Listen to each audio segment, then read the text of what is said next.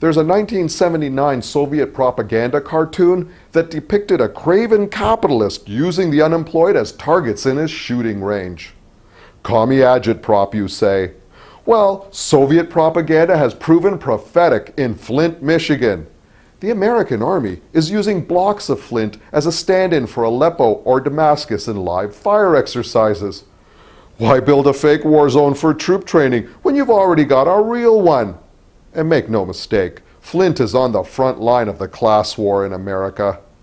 After taking office in 2011, Governor Rick Snyder decreed tax cuts for corporations and the wealthy. He suspended municipal democracy in Flint so he could have a free hand to pay for these cuts by cutting pensions and other efficiencies.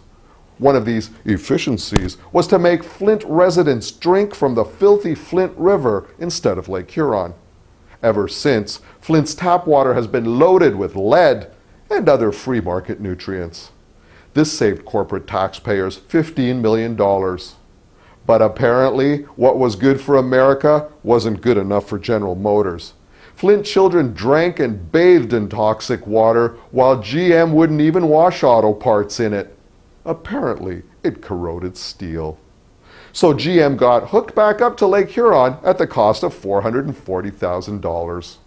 The Flint water atrocity is right up there with the most egregious crimes of capitalism. Like with most crime, the poorest and the racialized got hit the hardest. The perp was a former CEO running a government like it was a business. It's like everyone forgot government's job is to protect the citizenry from funny business. Because for the rich to get richer, often the poor get sicker. But currently the FBI is on the case. It was probably too much to poison children, even if they were poor black children. So the G-Man may yet get an official scapegoat to do a little penance for too much creativity in squeezing a tax cut. But it's not surprising the Army is using Flint as its shooting gallery. The houses are worthless and life is cheap. So half the state of Michigan fulfilled the Soviet Union's most outrageous prophecies of capitalism. Flint, Michigan is a literal shooting range, and its citizens are the human bullseyes for double-barreled capitalism.